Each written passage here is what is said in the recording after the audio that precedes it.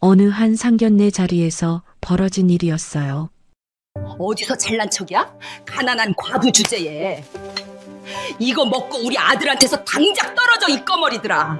예비 시어머니 강복자가 들고 있던 지폐 뭉치를 예비 사돈의 얼굴에 내던졌습니다.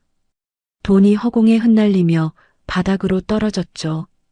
돈세례를 맞은 신부 측 어머니는 아무 말도 하지 않았습니다. 지폐가 뺨을 스치고 어깨 위로 떨어졌지만 눈 하나 깜빡이지 않았죠. 자신이 방금 돈을 던진 그 여자가 누구인지, 자신이 얼마나 큰 실수를 한 건지 강복자는 몰랐습니다. 그리고 오늘 던진 그 지폐가 자신의 인생 전부를 앗아갈 거라는 것도요. 설거지, 산책할 때, 잠들기 전 이어서 듣기 편하게 지금 구독만 눌러주세요. 우리네 드라마 극장이 다음 편을 자동으로 챙겨드립니다. 오늘의 이야기 시작합니다. 늦은 오후 창밖으로 붉은 노을이 번지고 있었습니다. 서울 외곽의 조용한 단독주택가, 그중 한 집의 거실에서 박혜숙은 오래된 찻잔을 천천히 닦고 있었습니다. 찻잔에 새겨진 작은 금이 세월의 흔적을 말해주고 있었죠. 40년은 좋게 된 물건이었습니다. 남편이 처음 사업을 시작하던 해 시장 골목그릇 가게에서 함께 골랐던 것이었습니다. 맞은편 소파에는 딸 윤민주가 앉아 있었습니다. 내일이면 남자친구의 부모님을 처음 만나는 상견례가 있는 날이었죠. 29, 꽃다운 나이의 민주였지만 그 얼굴엔 설렘보다 긴장이 더 짙게 서려 있었습니다. 엄마, 내일 뭐 입고 가실 거예요? 민주가 조심스럽게 물었습니다. 혜숙은 찻잔을 내려놓으며 딸을 바라보았습니다. 62의 나이가 무색하게 단정한 자태였지만 그 눈빛 속엔 세상의 풍파를 겪어온 깊이가 담겨 있었죠. 민주야. 혜숙이 나직이 불렀습니다. 돈이라는 건 말이다. 안경과 같아서 그걸 끼고 보면 사람의 진짜 알맹이가 보이질 않는단다. 민주가 고개를 갸웃거렸습니다. 혜숙은 자신의 손을 내려다보았습니다. 가늘고 고운 손이 아니었습니다. 마디마디가 굵고 손바닥엔 세월이 새긴 굳은 살이 박혀 있었죠. 엄마가 처음 장사를 시작한 게 24살 때였어. 대문시장 구석에서 국밥 한 그릇을 2,000원에 팔았지. 혜숙의 목소리가 아득해졌습니다. 새벽 4시에 일어나서 사고를 고았어. 손이 퉁퉁 붓고 겨울엔 동상이 터져서 피가 났지. 그때 엄마를 무시하던 사람들이 있었단다. 같은 시장 상인들 중에서도 국밥집 아가씨라고 말을 놓고 반말하는 사람들. 민주는 말없이 엄마의 손을 바라보았습니다. 그 거친 손마디 하나하나에 담긴 이야기를 읽어내려는 듯 했죠. 그런데 말이다. 혜숙이 쓴웃음을 지었습니다. 엄마 사업이 커지고 나니까 그 사람들이 달라지더라. 예전엔 쳐다보지도 않던 사람들이 굽신거리고 사장님, 사장님 하면서 비위를 맞추려 들었어. 어떤 사람은 예전에 자기가 뭐라고 했는지도 기억 못하더구나. 나는 여전히 똑같은 사람인데 말이야. 혜숙은 찻잔을 들어 창밖을 바라보았습니다. 노을이 점점 짙어지고 있었습니다. 그때 깨달았어. 사람들은 배경이 보이면 본 모습 대신 보여주고 싶은 모습만 보여준다는 걸. 내 앞에서 천사처럼 구는 사람이 돌아서면 어떤 얼굴을 하고 있는지 알 수가 없더라고. 민주가 조용히 물었습니다. 그래서 내일 상견례에서 우리 형편을 숨기자는 거예요? 혜숙이 고개를 끄덕였습니다. 남자친구 이름이 태준이라고 했지? 그 집안이 바른식품이라는 회사를 한다고 들었어. 꽤 잘 산다면서? 네, 식품 유통 쪽으로 사업이 크다고 했어요. 태준이는 거기서 실장으로 일하고 있고요. 혜숙은 천천히 고개를 저었습니다. 민주야, 그쪽에서 우리 배경을 알게 되면 어떻게 할 것 같니? 분명 최고의 모습만 보여주려고 할 거야. 예의 바르게 굴고 친절하게 대하겠지. 하지만 그게 진심인지 아닌지 어떻게 알겠어? 민주는 대답하지 못했습니다. 해숙이 딸의 손을 부드럽게 잡았습니다. 엄마는 너가 평생을 함께할 사람의 진짜 모습을 보길 바라는 거야. 그 사람이, 그리고 그 사람의 가족이 정말로 너를 사람으로서 존중하는지, 아니면 뭔가 다른 걸 보고 있는지. 다른 거라면요? 배경이지. 돈이나 집안, 그런 것들 말이야. 해숙의 눈빛이 서늘해졌습니다. 세상엔 사람을 볼 때 그 사람의 됨됨이가 아니라 그 사람이 가진 것만 보는 이들이 있단다. 그런 사람들은 너가 뭘 가졌느냐에 따라 태도가 완전히 달라져. 오늘은 굽신거리다가도 내일 너가 빈손이 되면 발로 차버리는 거야. 민주의 얼굴에 복잡한 감정이 스쳤습니다. 태준을 2년 가까이 만나왔지만 정작 그의 부모님은 제대로 본 적이 없었습니다. 태준이는 늘 우리 부모님은 바쁘셔서라며 만남을 미뤄왔었죠. 엄마, 근데 태준이는 진심인 것 같아요. 저한테 늘 잘해줬거든요. 해숙이 부드럽게 미소 지었습니다. 그래, 태준이는 좋은 사람일 수도 있어. 하지만 민주야, 결혼은 두 사람만의 일이 아니란다. 시부모가 어떤 사람인지, 그 집안의 분위기가 어떤지에 따라 너의 평생이 달라져. 해숙은 잠시 말을 멈추었다가 이어갔습니다. 네 아빠가 돌아가시기 전에 그런 말씀을 하셨어. 사람을 볼 땐 그 사람의 본성을 봐라. 좋은 옷을 입었는지, 좋은 차를 타는지가 아니라 어려운 사람 앞에서 어떻게 행동하는지를 보라고. 민주의 눈가가 촉촉해졌습니다. 아버지는 민주가 20살이 되기 전에 세상을 떠났습니다. 오랜 투병 끝이었죠. 하지만 그 가르침만큼은 해숙이 늘 되새기며 살아왔습니다. 그렇다고 내일 상견례에서 가난한 척 하자는 게 아니야. 그저 우리는 그냥 평범한 모녀로 가자는 거야. 엄마가 사업을 한다. 그 정도만 알게 하렴. 우리 집이 어느 정도인지, 엄마가 뭘 하는지는 굳이 말할 필요 없어. 민주가 천천히 고개를 끄덕였습니다. 알겠어요, 엄마. 엄마 말씀이 맞는 것 같아요. 저도 솔직히 태준이네 부모님이 어떤 분들인지 궁금하긴 했거든요. 해숙이 딸의 머리를 쓰다듬었습니다. 현명한 선택이야. 만약 그분들이 진심으로 좋은 분들이라면 우리가 뭘 가졌든 상관없이 너를 예뻐해 주실 거야. 하지만 만약, 해숙의 목소리가 단호해졌습니다. 만약 우리를 무시하거나 함부로 대한다면 그건 절대로 네 탓이 아니야. 그 사람들의 그릇이 그만큼인 거지. 그런 집안에 내 딸을 보낼 순 없어. 창밖에 노을이 마지막 빛을 발하고 있었습니다. 해숙은 찻잔을 테이블에 내려놓으며 조용히 덧붙였습니다. 민주야, 엄마는 널 키우면서 단 한 번도 너가 부족하다고 생각한 적 없어. 너는 그 어떤 집안에 가도 부끄럽지 않은 아이야.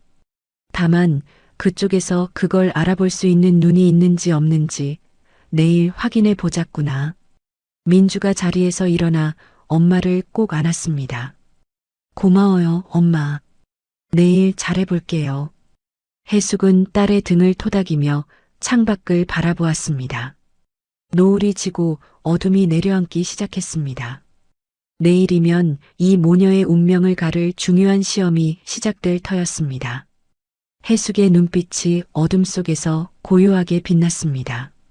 그 눈빛 속엔 딸을 향한 깊은 사랑과 함께 세상 그 무엇도 두렵지 않다는 단단한 결의가 서려 있었습니다.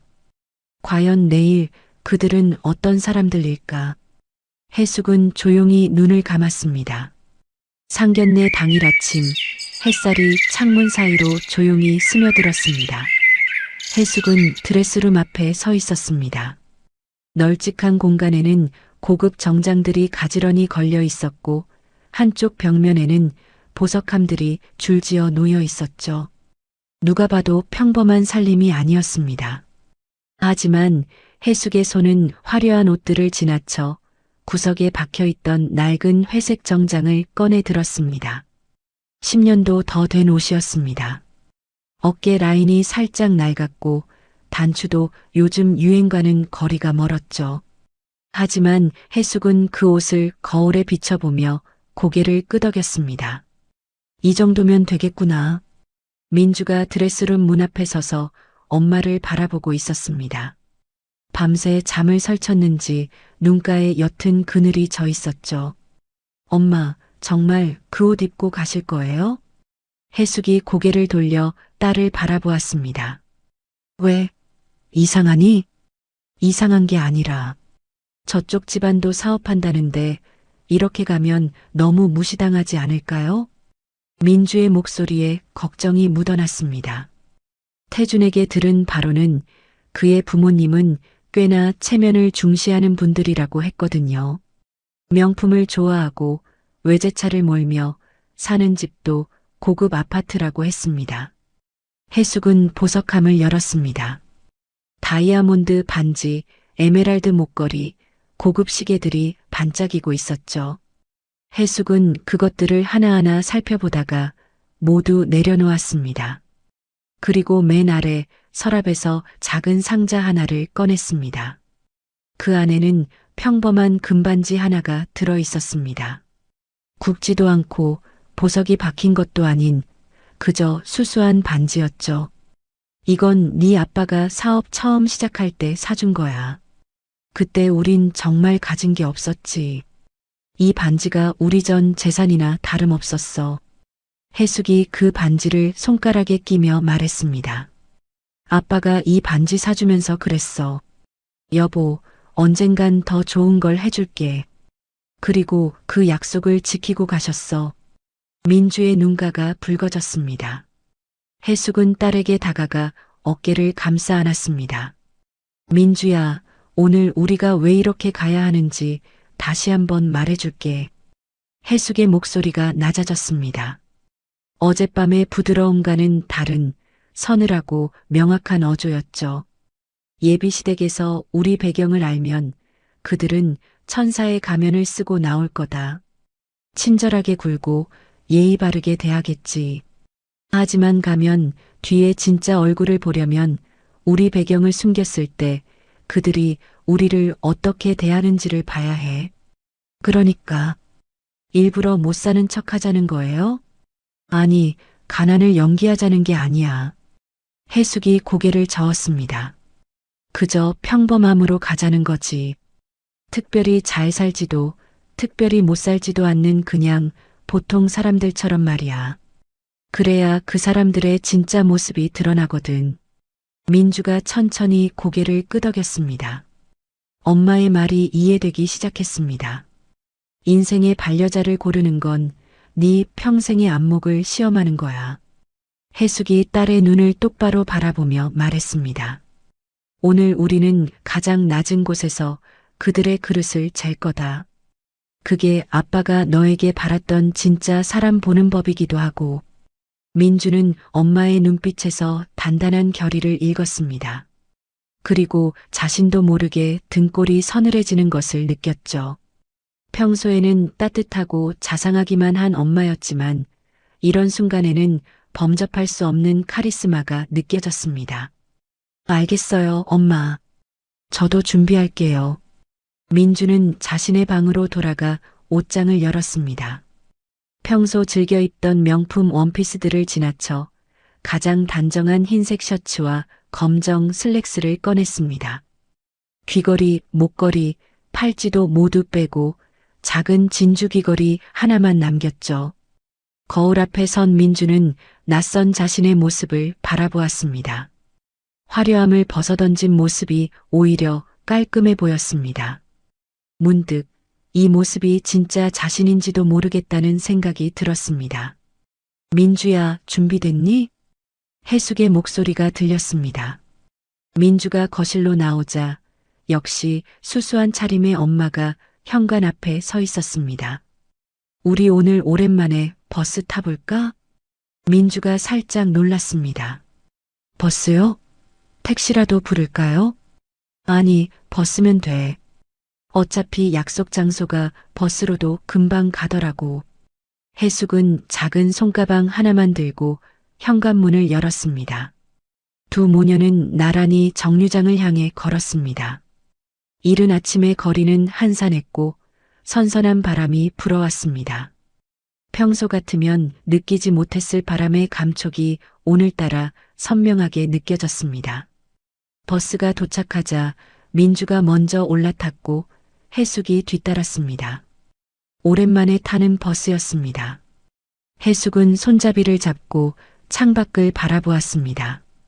버스가 약속 장소로 달리기 시작했습니다. 창밖으로 고급 레스토랑과 명품 매장들이 스쳐 지나갔죠. 해숙은 흔들리는 버스 안에서 조용히 생각에 잠겼습니다. 민주의 새로운 가족분들이 좋은 분들이시기를. 민주도 창밖을 바라보고 있었습니다. 손에 쥔 휴대폰에는 태준에게서 온 메시지가 떠 있었죠. 민주야, 오늘 잘 부탁해. 우리 부모님이 좀 까다로우신 편이긴 한데 잘 될 거야. 까다롭다. 그 말이 마음에 걸렸습니다. 하지만 민주는 옆에 앉은 엄마의 단단한 옆모습을 바라보며 마음을 다잡았습니다. 엄마가 옳다고 했으니 분명 옳을 것이었습니다. 괜찮아. 엄마가 계시잖아. 버스가 목적지에 가까워지고 있었습니다. 창밖으로 고급 한정식 집의 간판이 보이기 시작했죠. 해숙은 조용히 자리에서 일어났습니다. 폭풍 전야의 고요함이 버스 안을 감싸고 있었습니다. 버스가 정류장에 멈추며 거친 브레이크 소리를 냈습니다. 고급 한정식집 바로 앞이었죠. 해숙이 먼저 내렸고 민주가 뒤따랐습니다. 바로 그 순간 검은색 외제 세단 한 대가 미끄러지듯 정류장 옆에 멈췄습니다. 윤기나는 차체가 햇빛을 받아 번쩍였죠. 운전석에서 내린 건 60 초반쯤 되어 보이는 남자였습니다. 민주의 예비 시아버지 김판수, 바른식품의 대표였습니다. 조수석에서는 화려하게 치장한 여자가 내렸습니다. 민주의 예비 시어머니 강복자. 금색 귀걸이가 햇빛에 번뜩였고 손목에는 굵직한 금팔찌가 여러 개 감겨 있었죠. 손가락마다 반지가 끼워져 있었고 목에는 커다란 보석 목걸이가 걸려 있었습니다. 뒷좌석에서는 32의 청년이 내렸습니다. 김태준, 민주의 남자친구였죠. 그는 민주를 보자마자 반갑게 손을 흔들었습니다. 민주야, 왔구나. 민주가 미소를 지으며 태준에게 다가가려는 순간 강복자의 날카로운 시선이 해숙을 훑었습니다. 위에서 아래로 마치 물건을 검수하듯 천천히요. 낡은 회색 정장, 수수한 손가방, 그리고 방금 전 버스에서 내리는 모습. 강복자의 입꼬리가 실룩거렸습니다. 어머, 버스 타고 오셨어요? 그 목소리에는 경멸이 묻어 있었습니다. 해숙은 담담하게 대답했습니다. 네, 날씨가 좋아서 걷고 싶었습니다. 강복자가 코웃음을 쳤습니다. 금장 귀걸이를 매만지며 남편 김판수에게 속삭이듯 말했죠. 하지만 그 목소리는 일부러 해숙에게 들리게 한 것이 분명했습니다. 여보, 우리 나이에 차도 없이 버스라니. 남 부끄럽네, 정말. 민주의 얼굴이 굳어졌습니다. 하지만 해숙이 딸의 손을 가볍게 잡아 진정시켰습니다. 김판수는 해숙의 얼굴을 유심히 바라보았습니다. 어딘가 낯익은 느낌이 들었거든요. 어디서 본 것 같은데. 그가 중얼거렸습니다. 하지만 그의 시선은 곧 해숙의 낡은 정장과 수수한 차림으로 옮겨갔습니다. 버스에서 내린 모습까지 떠올리자 김판수는 속으로 코웃음을 쳤죠. 설마 내가 헛것을 봤나 보지. 자기가 아는 사람이 버스를 타고 이런 평범한 차림으로 다닐 리가 없었으니까요. 그의 머릿속에서 해숙은 그저 가난한 예비 사돈으로 분류되었습니다. 에이, 아닌가 보네. 김판수가 손을 내저으며 말했습니다. 그리고는 해숙에게 시선조차 주지 않은 채 한정식 집을 향해 걸어갔죠. 강복자가 그 뒤를 따르며 해숙 모녀를 다시 한번 훑어보았습니다. 그 눈빛에는 이 정도 수준의 집안과 사돈을 맺어야 하나라는 불만이 가득했죠. 태준이 민주에게 다가와 작은 목소리로 말했습니다. 민주야, 미안. 우리 엄마가 좀 그래. 신경 쓰지 마. 민주는 억지로 미소를 지었습니다. 괜찮아. 들어가자. 해숙은 조용히 걸으며 앞서가는 김판수 부부의 뒷모습을 바라보았습니다. 강복자는 걸으면서도 연신 자신의 명품 가방을 과시하듯 들어 보였고 김판수는 고개를 뻣뻣이 세운 채 거들먹거리며 걸었죠. 해숙의 눈빛이 차갑게 가라앉았습니다. 하지만 그 표정은 금세 온화한 미소로 바뀌었죠. 아직은 참을 때였습니다. 아직은 그들의 본 모습을 더 봐야 했으니까요. 한정식 집 입구에 도착했습니다.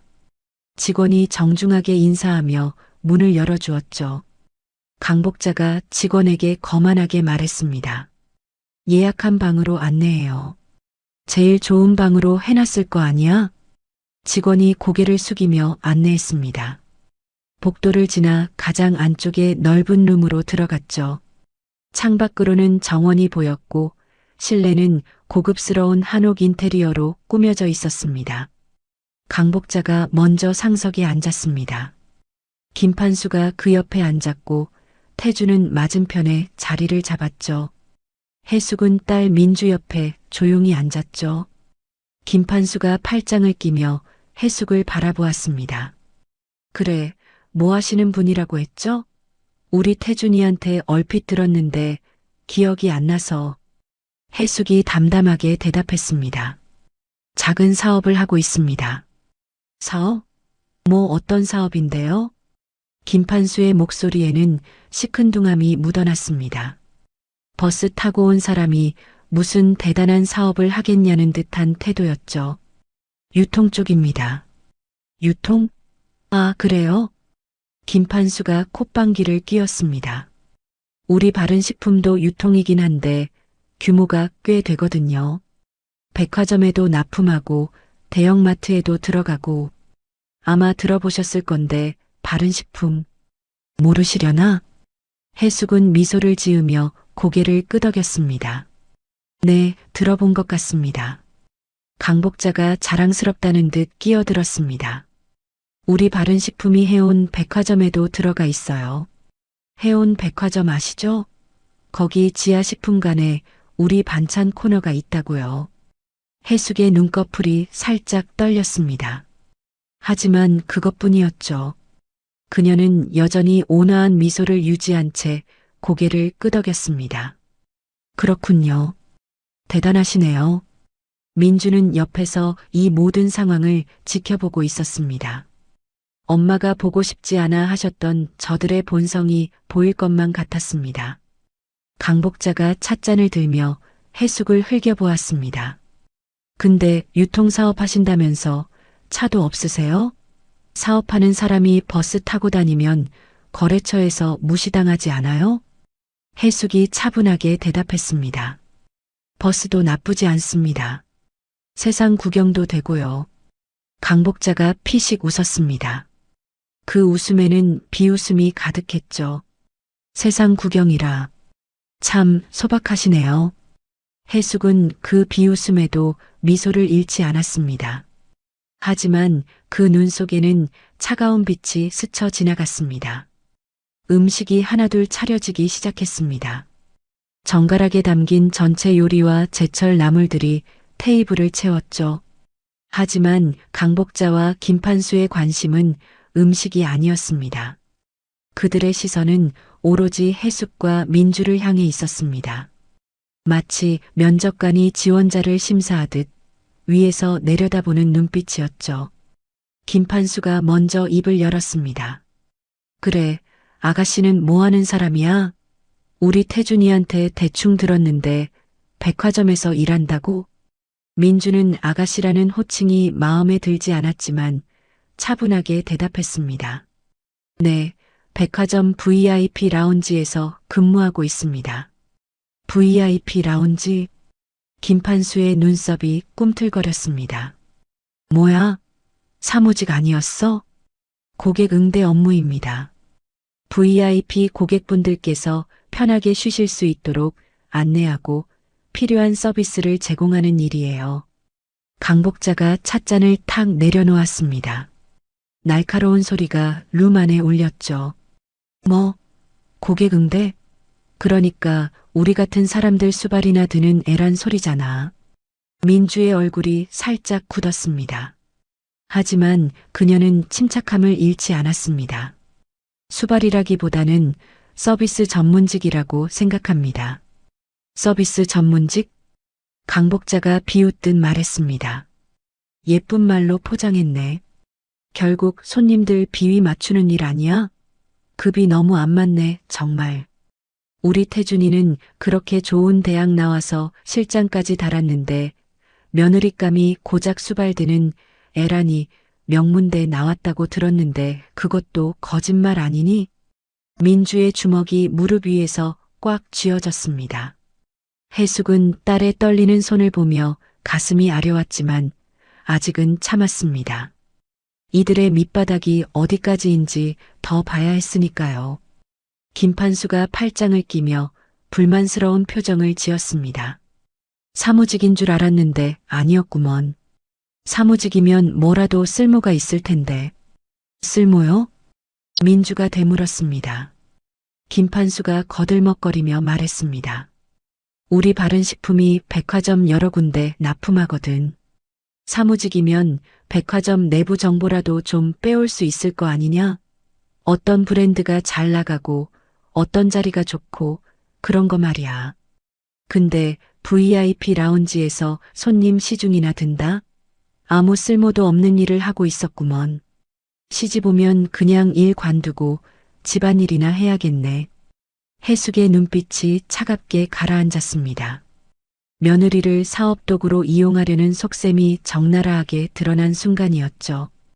결혼을 통해 사람을 얻으려는 게 아니라 이용 가치를 따지고 있었습니다. 민주가 담담하게 대답했습니다. 저는 제 일에 자부심을 가지고 있습니다. VIP 라운지는 사람을 대하는 가장 정직한 곳이에요. 누가 진짜 품격 있는 분인지, 누가 겉만 번지르르한 분인지 그곳에서 다 보이거든요. 순간 룸 안에 묘한 정적이 흘렀습니다. 민주의 말이 마치 김판수 부부를 겨냥한 것처럼 느껴졌기 때문이죠. 강복자의 얼굴이 불그락푸르락해졌습니다. 뭐야, 이 애가 지금 우리를 가르치려 들어? 그런 뜻이 아니라. 됐어. 강복자가 손을 내저었습니다. 어쨌든 마음에 안 들어.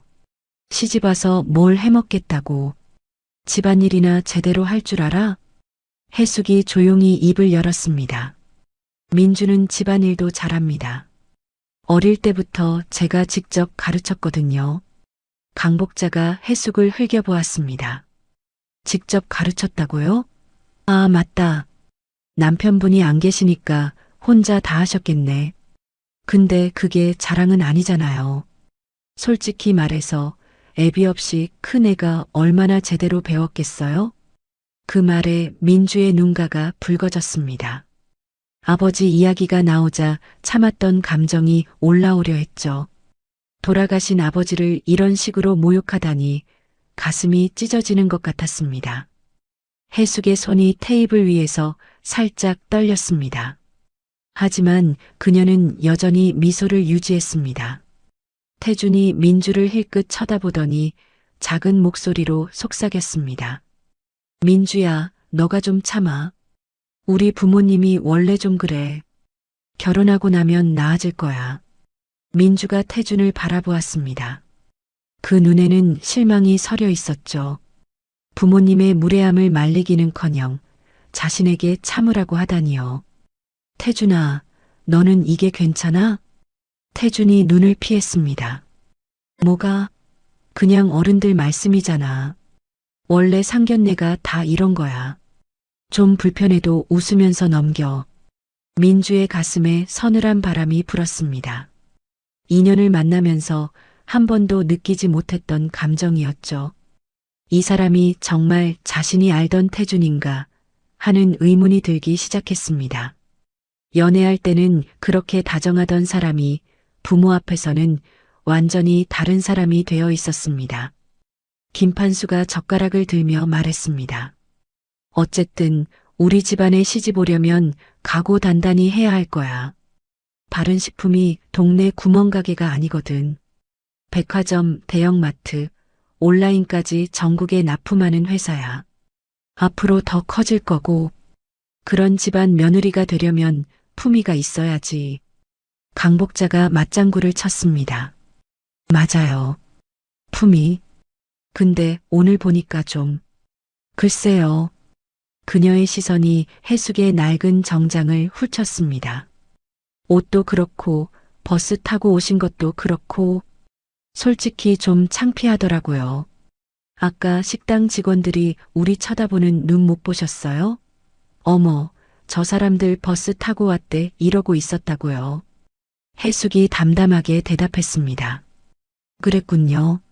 신경 써주셔서 감사합니다. 강복자가 코웃음을 쳤습니다. 감사는요. 앞으로는 좀 신경 쓰세요. 어디 가서 우리 사돈이라고 할까봐 걱정이네요.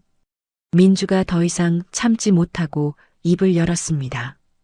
저희 엄마한테 왜 그러세요? 옷이 낡았다고 사람을 무시하시는 거예요? 태준이 다급하게 민주의 팔을 잡았습니다. 민주야, 그만해. 어른들한테 대들면 어떡해.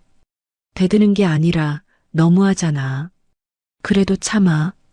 나중에 내가 다 해결할게. 태준의 말에 민주는 입을 다물었습니다. 하지만 그 눈빛은 점점 식어가고 있었죠. 해숙은 이 모든 상황을 조용히 지켜보고 있었습니다. 태준이라는 남자의 본 모습이 드러나고 있었습니다. 부모의 무례함을 방관하는 것도 모자라 민주에게 참으라고 강요하는 비겁한 사람이었죠. 이런 남자와 결혼하면 민주는 평생을 혼자 외롭게 지낼 것이었습니다. 이 집안은 안 되겠구나. 해숙의 마음속에서 이미 결론이 나고 있었습니다. 하지만 아직 한 번 더 기회를 주기로 했습니다. 사람은 마지막 순간에 진짜 모습을 보여주는 법이니까요. 강복자가 가방에서 무언가를 꺼냈습니다. 고급스러운 봉투 하나였죠. 자, 본론으로 들어가죠. 예단 이야기를 해야겠네요. 그녀가 봉투를 테이블 위에 탁 올려놓았습니다. 해숙은 그것을 바라보며 조용히 숨을 들이쉬었습니다. 폭풍이 다가오고 있었습니다. 강복자가 봉투에서 종이 한 장을 꺼냈습니다. 빼곡하게 적힌 글씨들이 보였습니다. 명품 브랜드 이름들이 줄줄이 나열되어 있었죠. 가방, 시계, 보석, 의류. 하나같이 수백만 원에서 수천만 원을 호가하는 것들이었습니다. 자, 이게 예단 리스트예요. 강복자가 종이를 해숙 앞으로 밀었습니다.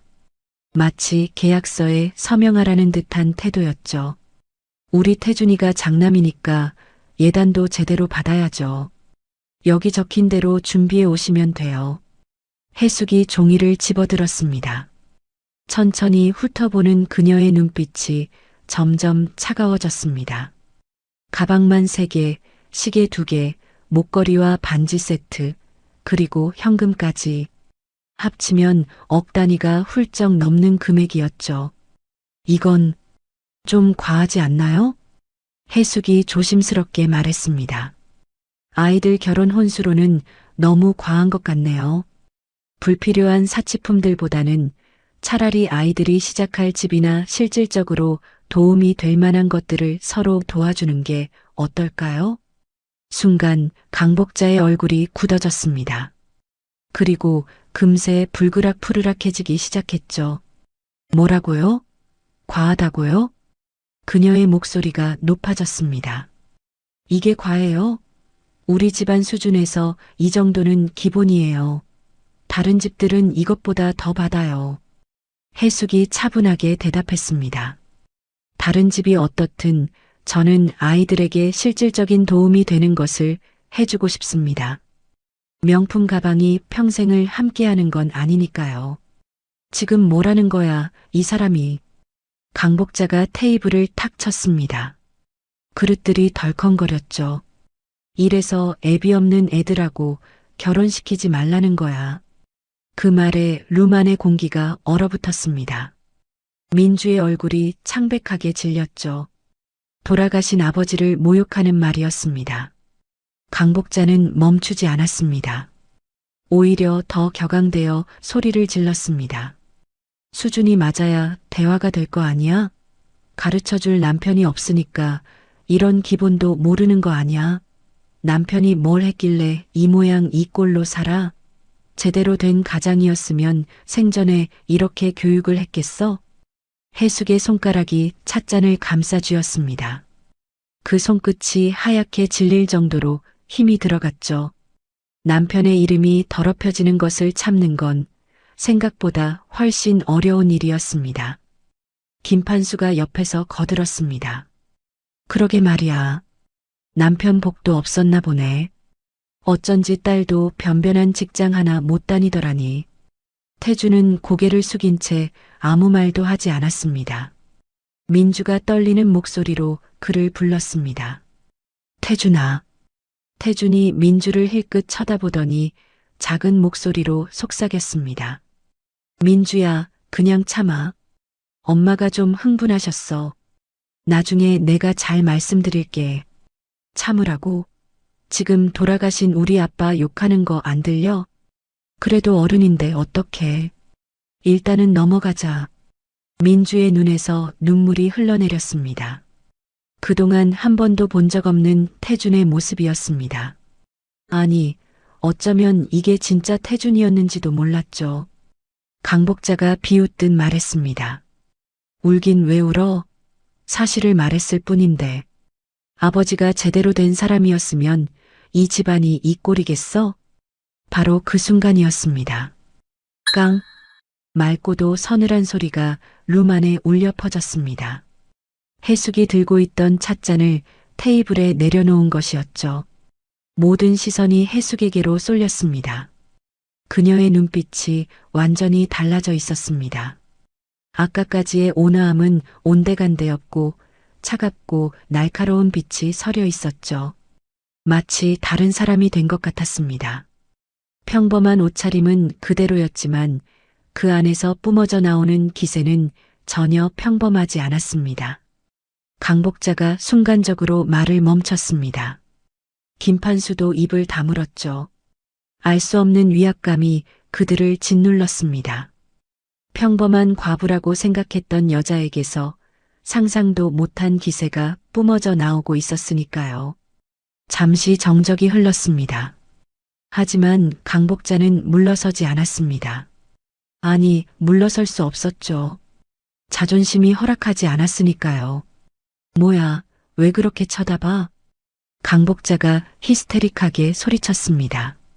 그리고 갑자기 자신의 명품 가방을 열었죠. 그 안에서 지갑을 꺼내더니 수표와 지폐 뭉치를 움켜쥐었습니다. 어디서 잘난 척이야? 가난한 과부 주제에.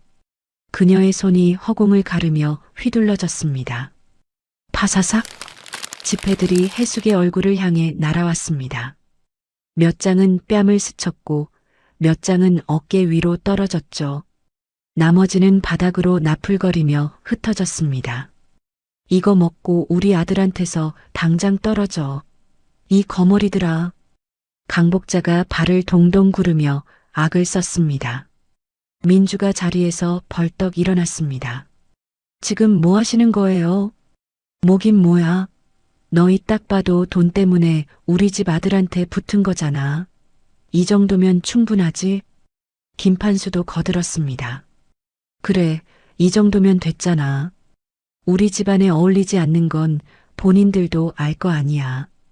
태주는 여전히 고개를 숙이고 있었습니다. 손가락만 만지작거리며 아무런 행동도 취하지 않았죠.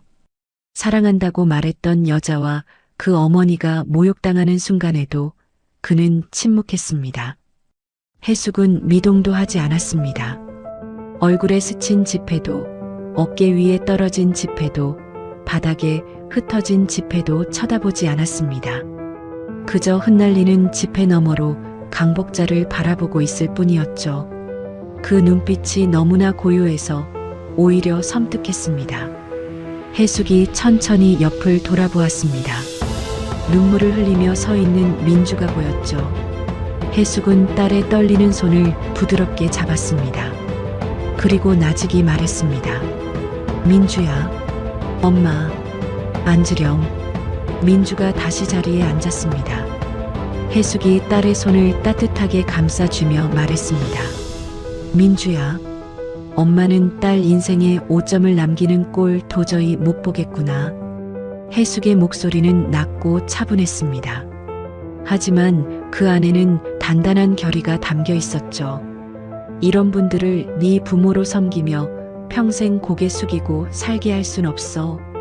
내 생각은 정해졌는데 네 뜻은 어떠니? 민주가 눈물을 닦으며 고개를 들었습니다. 그리고 태준을 바라보았죠. 여전히 고개를 숙이고 있는 그 남자를요. 태준아, 민주가 불렀습니다. 태준이 고개를 들었죠. 너는 할 말 없어? 태준이 입술을 달싹거렸습니다. 하지만 아무 말도 나오지 않았죠. 그의 시선은 민주와 부모 사이를 오갔습니다. 결국 그는 고개를 다시 숙였습니다. 민주의 눈에서 마지막 빛이 꺼졌습니다. 알겠어. 민주가 해숙을 향해 고개를 돌렸습니다. 저도 엄마랑 같은 생각이에요. 해숙이 딸의 손을 꼭 쥐었습니다. 그리고 다시 김판수 부부를 향해 고개를 돌렸죠. 온화함은 사라지고 범접할 수 없는 위험이 서린 목소리가 흘러나왔습니다. 들으셨죠? 해숙이 천천히 말했습니다. 이 혼사는 없던 일로 하겠습니다. 강복자가 코웃음을 쳤습니다. 뭐, 없던 일로 해? 그쪽에서? 오히려 고맙네. 우리도 이런 집안이랑 사돈 맺기 싫었거든. 해숙은 그 말을 무시했습니다. 담담하게 이어갔죠. 사람의 가치를 고작 지폐 몇 장으로 가늠하는 천박한 분들에게 내 귀한 딸을 맡길 이유는 단 하나도 없습니다. 해숙이 자리에서 일어났습니다.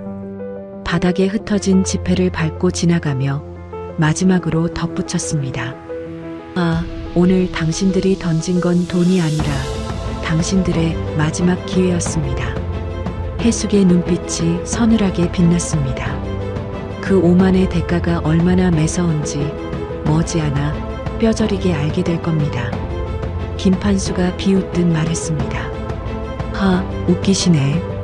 버스 타고 다니는 사람이 뭘 어쩌겠다고. 큰 소리는. 해숙은 대답하지 않았습니다. 그저 민주의 어깨를 감싸 안고 꼿꼿한 자세로 룸을 나섰죠. 문이 닫히자 강복자가 킬킬 웃었습니다. 어머, 저것 봐. 가난한 게 죄는 아닌데 허세는 또 죽을 때까지 못 버리나 봐. 대가가 매섭다니 웃겨서 배꼽 빠지겠네. 김판수도 맞장구 쳤습니다. 그러게 별 미친 사람 다 보네. 됐어. 저 집안 아니어도 며느리감은 널렸으니까. 태주는 여전히 아무 말 없이 앉아 있었습니다. 고개를 숙인 채로요. 그들은 알지 못했습니다. 방금 자신들이 건드린 사람이 누구인지를, 그리고 곧 다가올 폭풍의 크기가 얼마나 거대한지를요. 한정식 집 밖으로 나온 해숙과 민주는 아까 내렸던 버스 정류장 앞에 섰습니다. 민주의 눈가에는 아직 눈물 자국이 남아 있었습니다. 해숙이 손수건을 꺼내 딸의 볼을 닦아주었죠. 민주야, 괜찮니? 네, 엄마. 괜찮아요. 오히려 속이 시원해요. 민주가 억지로 미소를 지었습니다. 하지만 그 미소 뒤에 서러움이 묻어 있다는 걸 해숙은 알고 있었죠. 미안하다, 민주야. 엄마가 더 일찍 끝냈어야 했는데. 아니에요, 엄마. 오히려 고마워요. 저 혼자였으면 어떻게 했을지. 민주의 목소리가 떨렸습니다. 해숙이 딸의 어깨를 감싸 안았죠. 이제 다 끝났어. 저런 사람들 신경 쓰지 마. 해숙은 민주를 달래며 낡은 가방을 열었습니다. 그 안에서 최신형 스마트폰 하나가 나왔죠. 겉보기엔 평범한 폰이었지만 그 안에 저장된 연락처는 평범하지 않았습니다. 해숙이 전화를 걸었습니다. 김비서. 그 순간 해숙의 목소리가 완전히 달라졌습니다. 조금 전까지 딸을 다독이던 따뜻한 엄마의 목소리가 아니었습니다. 낮고 차분하면서도 한치의 흔들림도 없는 목소리였죠. 마치 거대한 제국을 다스리는 통치자가 명령을 내리는 것 같았습니다. 정문 앞으로 차 대기시키세요. 지금 바로요. 전화를 끄는 해숙이 민주를 바라보았습니다.